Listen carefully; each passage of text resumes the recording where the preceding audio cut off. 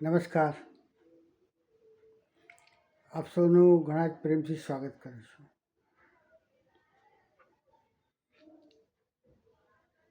દરેક મનુષ્ય સતત સુખની શોધમાં હોય છે, આનંદની શોધ. આપણે શું કરીએ તો મને બહુ જ આનંદ થાય, એટલા માટે એ સતત આનંદની શોધમાં દોડ્યા જ કરે છે.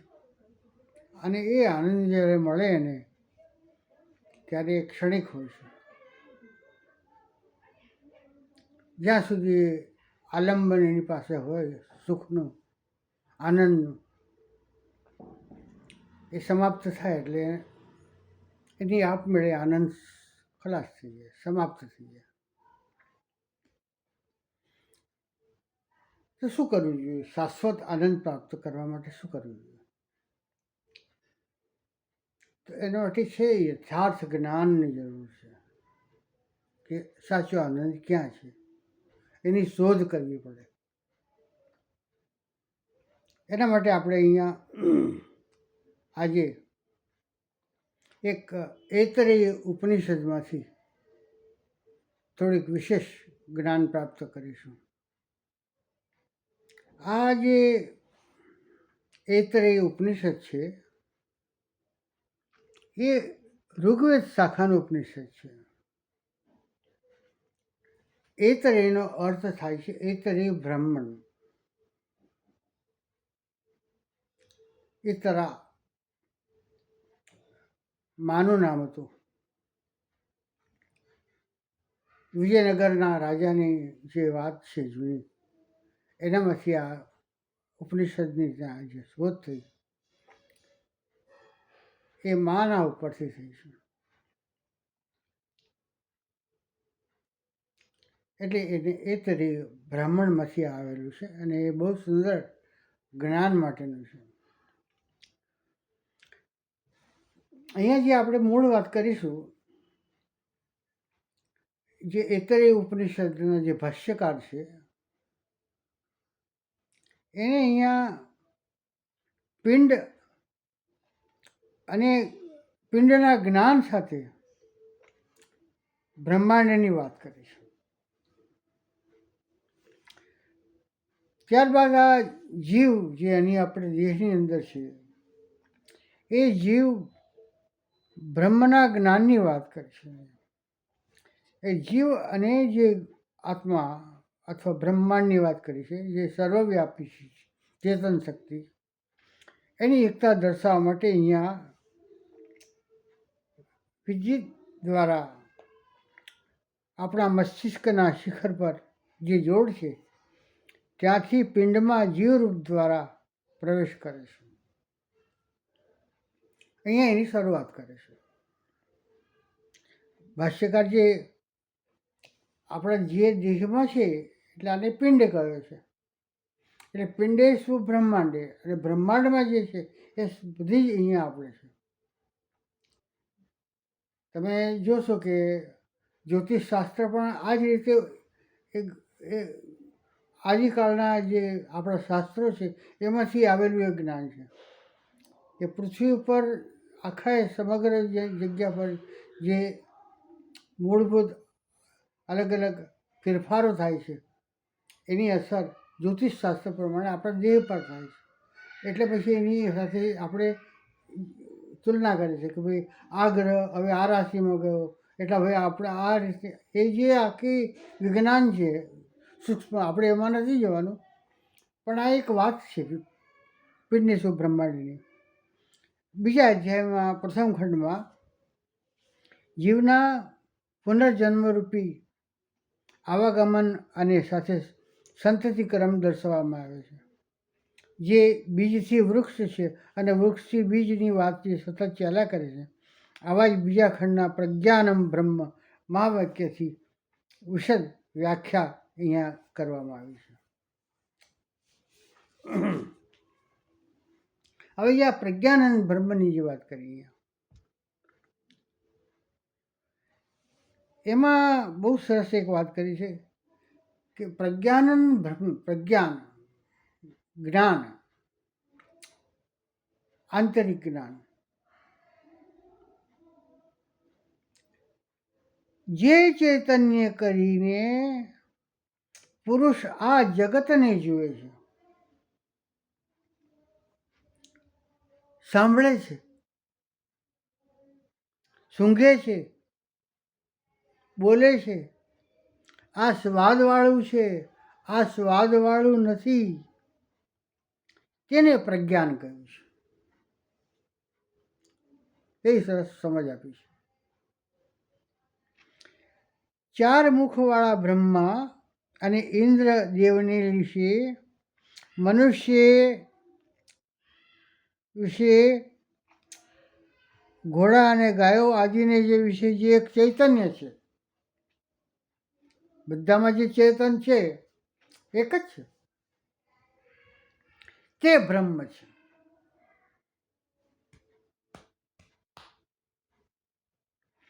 એટલા માટે પ્રજ્ઞાનરૂપી બ્રહ્મ મારામાં પણ છે. એટલે આ જે ઐતર ઉપનિષદમાં આની જે વાત કરી, પ્રજ્ઞાનમ બ્રહ્મ, એ પિંડેશુ બ્રહ્માંડની સાથે આ એક કડી જોડાયેલી છે. એટલા માટે અહીંયા સમજો, બ્રહ્મ અને આત્માની એકતાનું જ્ઞાન છે. એ મોક્ષનું સાધન છે. અહીંયા એક વિશેષ વાત આવી, મુક્તિનું સાધન ક્યારે થાય એનું એક જે વિશેષ જ્ઞાન છે એની આપણને સમજ પડે. હવે એ કોઈ ક્યારે થાય? જ્યારે એ મુમુક્ષત્વમાં એના અંદર જ્ઞાન આવે, મુમુક્ષત્વ જાગૃત થાય કે મારે મુક્તિ જોઈએ છે. વારંવાર આ દેહની અંદર આવવાનું જવાનું, આવવાનું જવાનું, અલગ અલગ પ્રાણીઓની અંદર તમારે જન્મો લેવાના. હું શું કરું આમાંથી હું મુક્ત થાઉં? એવી એક વાત અહીંયા આપણે કરીશું. જેને આ આત્મા છે એમ માનીને આપણે ઉપાસીએ છીએ, તે આત્મા છે કોણ? અને આત્મા કયો છે કે જે રૂપને દેખે છે, શબ્દને સાંભળે છે. અંદર જે ચેતન તત્વ છે ને, આ બધી જ ક્રિયાઓ જો એ ખસી જાય ચેતન તત્વ, તો ઇન્દ્રિયો તો આપણી પાસે છે જ. જોનારી છે, સૂંઘનારી છે, સાંભળનારી છે, બોલનારી છે, મગજ છે, સમજનારું છે, બુદ્ધિ છે, મન છે, બધું છે. પણ એક તત્વ જે ખસ્યું, આખી બધી ઇન્દ્રિયો, જ્ઞાનેન્દ્રિયો, કર્મેન્દ્રિયો, મન, બુદ્ધિ, ચિત્ત, અહંકાર સમાપ્ત. તો એક શું છે? ચેતના ભાવ છે અને અજ્ઞાન એટલે ઈશ્વર ભાવ. જ્યારે મનુષ્યને વારંવાર જન્મ લેવા માટેનું કારણ આવે, એ કારણના લીધે એ વિવિધ દેહ ધારણ કરે છે. એ આપણે આગળ ઘણી વખત જોયું.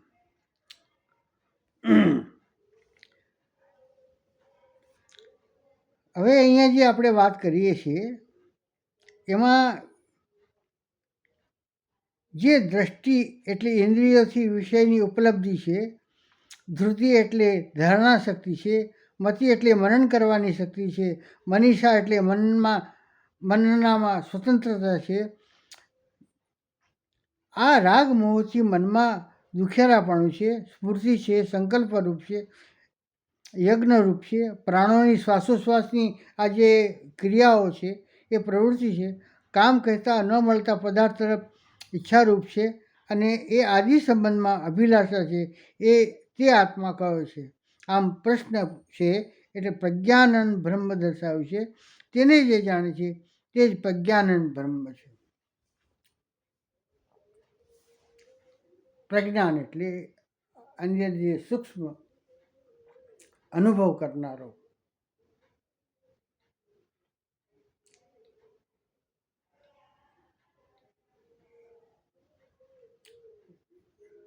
એ જે જ્ઞાનની વાત છે અહીંયા, એ જે પ્રજ્ઞાનરૂપ આત્મા છે એ બ્રહ્મ છે. અને એ જે છે એ ઉત્તમ, મધ્યમ, કનિષ્ઠ એમ 3 ભેદવાળા સર્વજ્ઞ હોય છે. તેમ દેહધારીમાં પણ આ 3 ભેદ છે.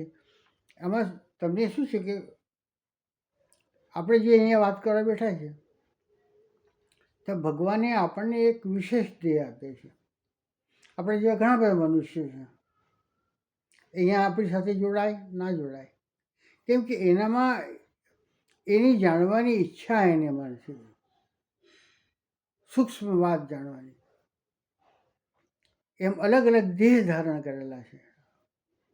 ઘણાને અમુકમાં જ રસ હોય, ઘણાને અમુકમાં જ રસ હોય, ઘણાને આ ક્રાઇમમાં રસ હોય. એ જે દેહ, સારા દેહ મળવા એ પણ પુણ્યનું કામ છે. એટલે મધ્યમ દેહધારી હોય, કનિષ્ઠ દેહધારી હોય, આકાશમાં ઉડવાવાળા પ્રાણી પક્ષીઓ છે, પૃથ્વી ઉપર જળચરમાં, પછી જે અલગ અલગ પ્રકારના ઉત્પત્તિ, એ જે પ્રજ્ઞાન બ્રહ્મથી એ અભિન્ન છે, એવું એમાં આપણે જાણવાનું છે. કેમ કે જ્ઞાન બ્રહ્મ મારામાં પણ છે એમ જીવે જાણવું જોઈએ. એ જ જ્ઞાન બધામાં જ હોય. ભૂખ લાગે એટલે ખાવાનું માગે,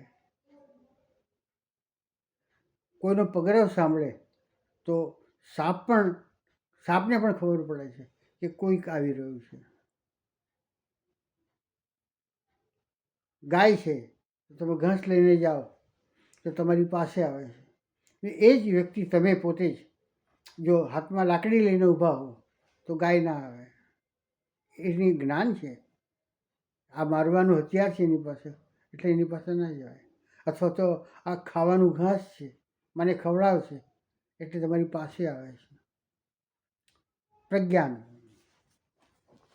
આ જે અલગ અલગ વાત હું તમને એટલા માટે કહું છું કે આપણું જે હૃદય છે તે મન છે, સંજ્ઞાન, ઇન્દ્રિયોનું પ્રત્યક્ષ જ્ઞાન. આ જ્ઞાન બાહ્ય વિષયોથી પ્રાપ્ત થતું નથી. એટલે વિજ્ઞાન બુદ્ધિ દ્વારા સમજાવતું જ્ઞાન છે.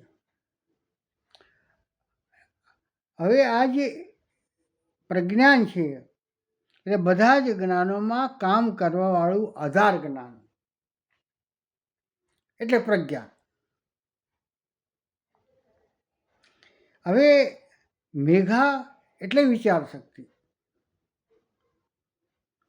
દ્રષ્ટિ, ધૃતિ, મતિ, મતિ એટલે મનન કરવા,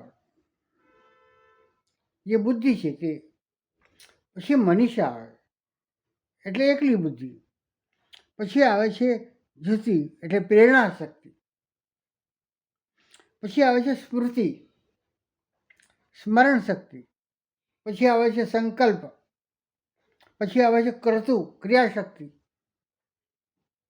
પછી આવે છે અસુ, અસુ એટલે પ્રાણ. પછી આવે કામના. પછી આવે વંશ એટલે વશ એટલે ઈચ્છા શક્તિ ઇત્યાદિ. બધી શક્તિઓ પ્રજ્ઞાનથી જ સમજાય છે. આ બેઝિક છે, એટલા માટે આ વાત કરી. એટલે વિસ્તારથી આ વાત કરવાની જરૂર નથી. આ એક એની અંદર કડી છે, એને એટલે સમજવા માટે પ્રજ્ઞાનથી જ સમજાય. હવે એ જે પ્રજ્ઞાન એ બ્રહ્મ છે. અહીંયા એ વાત સમજવાની. પ્રજ્ઞાન તો બરાબર છે, પણ એ જે પ્રજ્ઞાન છે એ કોણ છે? બ્રહ્મ છે. આ બધા જે દેવતા એટલે આ જે ઇન્દ્રિયો છે ને આપણામાં અલગ અલગ, એ દરેક ઇન્દ્રિયોના અલગ અલગ પોતાના દેવતાઓ હોય છે, જે પંચીકરણમાં તમને સમજાશે. દરેક ઇન્દ્રિયોના દેવતાઓ છે. જેમ કે આંખ છે, એના દેવતા કોણ? સૂર્યનારાયણ. એવું બુદ્ધિના દેવતા.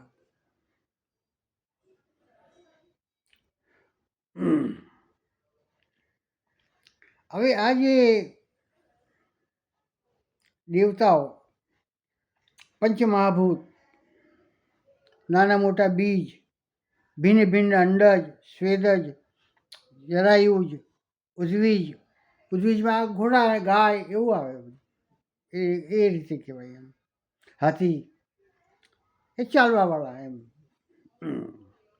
પછી પાંખોળમાં ઉડવાવાળા પક્ષીઓ.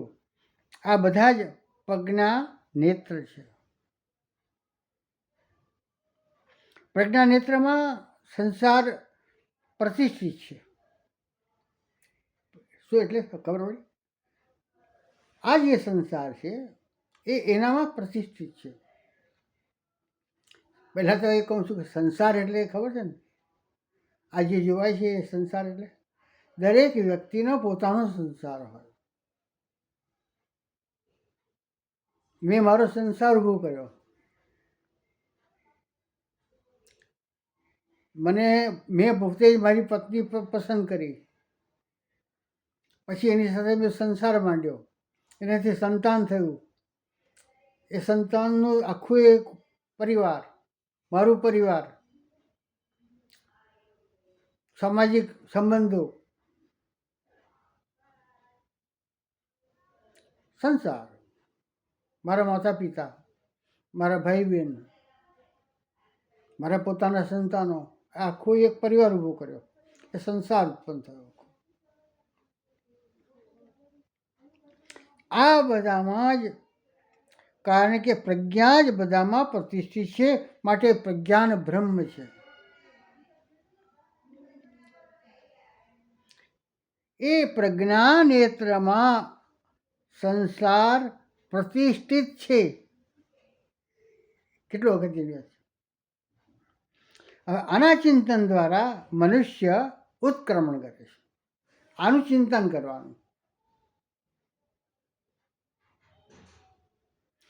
પ્રજ્ઞાન આત્મા એ સ્વરૂપ છે જે ઉપર દર્શાવેલા ઉક્ત સંજ્ઞાન, આજ્ઞાન, વિજ્ઞાન ઇત્યાદિની બધી જ પૃષ્ઠભૂમિમાં નિરપેક્ષ ભાવથી જાણવાવાળી જ્ઞ શક્તિ છે. એ જ બ્રહ્મ છે. જ્ઞ જાણવાવાળી. અહીંથી કોઈ વાયુ પસાર થાય, ઓહો બહુ સરસ સુગંધ આવી,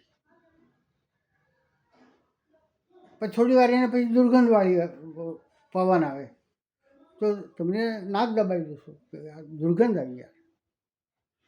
એની જે જાણવાવાળો, એનો અનુભવ કરવાવાળો જ્ઞાન.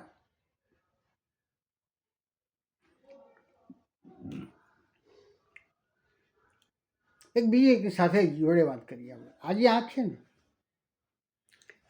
એમાં બે આવે. આ એક, પછી એની અંદર નેત્રપટલ આવે, બે, અને એની અંદર એક ત્રીજી આંખ છે. તમને કહે કઈથી જાણી રહ્યા? એવું નહીં. જો તમે આંખ બંધ કરી દો,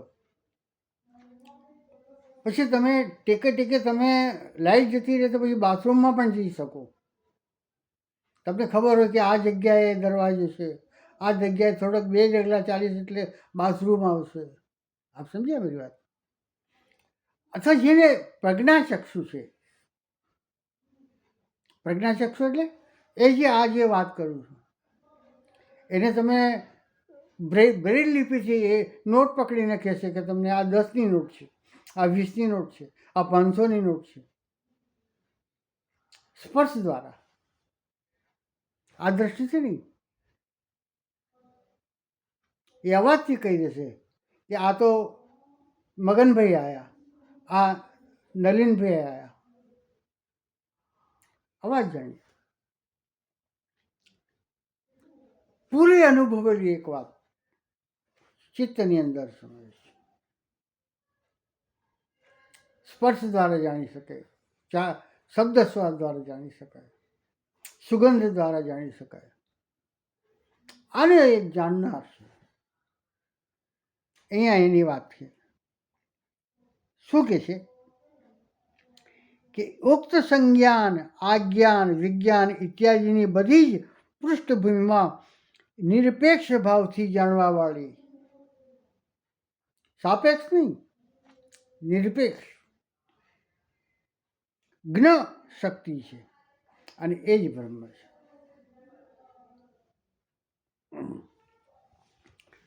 આજે હું તમને વાત એટલા માટે કરું છું કે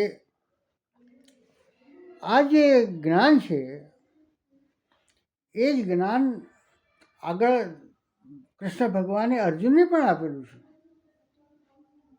અને એને પણ આ વાત કરી છે ગીતામાં કે આ જે અંદર જે જીવ છે એ સાક્ષાત મારો જ અંશ છે. જ્યારે એ પોતાનું મોટું વિશાળ સ્વરૂપ બતાવે છે, એ શું છે કે આ સમગ્ર જે સૃષ્ટિ તમે જે છે એ હું છું. હું અહીંયા હુંનો અર્થ શું? ચેતન શક્તિ, પરમ ચેતના જે સર્વત્ર વ્યાપ્ત છે. એને કોઈ આલંબનની જરૂર નથી. આલંબન નિરાલંબ છે.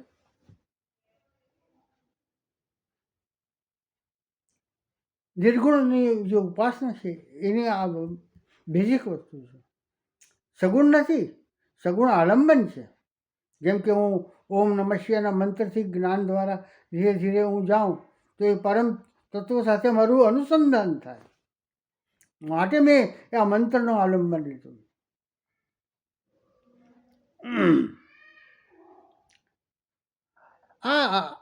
આમાં આ મારો અંશ અહીં જીવલોક એટલે સંસારમાં આવીને જીવ બન્યો છે. સંસારમાં આવ્યો કે એની પાસે કારણ હતું માટે સંસારમાં આવ્યો. એટલે કારણ દેહ બન્યો એ કારણ દેહમાંથી સૂક્ષ્મ અને આ સ્થૂળ દેહ બને છે. એ આખી લાઈન છે. મમે વાંશો જીવલોકે જીવભૂત સનાતન 15મા અધ્યાયમાં 7મો શ્લોક છે. એટલે યદ ગત્વા ન નિવર્તન્તિ તદ્વામ પરમમ. 15મા અધ્યાય 6 શ્લોક. મારું પરમધામ એવું છે જ્યાં ગયા પછી પાછા આવવું પડતું નથી. કઈ જવાના? દેહ છૂટે બધા કઈ ગયા ખબર નથી પડતી ને, કોઈને ખબર ના પડે. બસ અહીંયા પૂર્ણ વિરામ આવી ગયું. માટે સત્કર્મ કરવાના, શાસ્ત્ર સંમત કર્મ કરવાના. સારો દેહ મળે, સારું શરીર મળે અને સારું જ્ઞાન મળે.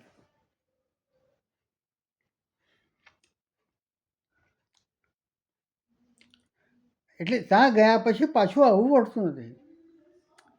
જે પ્રમાણે અમે સૌ સત્સંગ માટે અહીંયા આવ્યા છીએ ને, તો જો ભૂલથી આપણે કશું અહીંયા રહી જાય તો પાછું પાછા આવવું પડે.